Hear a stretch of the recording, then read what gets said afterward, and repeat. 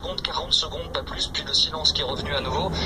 Et les véhicules de secours ont commencé à se mettre en place, à bouger de la première zone sécurisée ici vers la zone de l'assaut qui se trouve à 300-400 mètres derrière nous. Des véhicules de secours qui ont pris place sur la droite de secours de Vincennes, qui se sont approchés au plus près.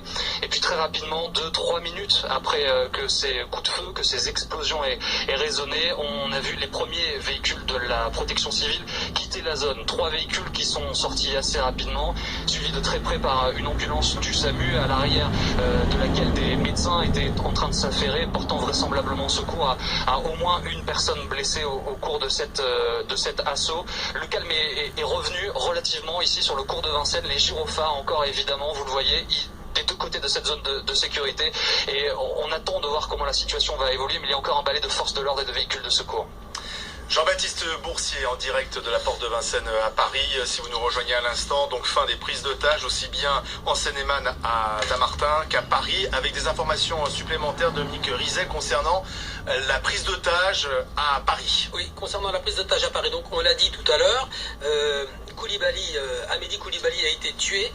On a retrouvé à côté de lui le corps d'un homme qui n'est pas encore identifié, dont on pense, on a toutes les raisons de penser qu'il est venu avec lui. En tout cas, ils étaient deux. Donc il y avait deux preneurs d'otages à Paris. Deux preneurs d'otages à Paris. Amédi Koulibaly et un autre homme garçon non identifié, qui, selon toute vraisemblance, est cet homme qui est à côté de lui. Et puis, il y a 3 otages qui ont été tués. 3 otages qui ont été tués. 3 otages ont été tués par Koulibaly et l'autre homme.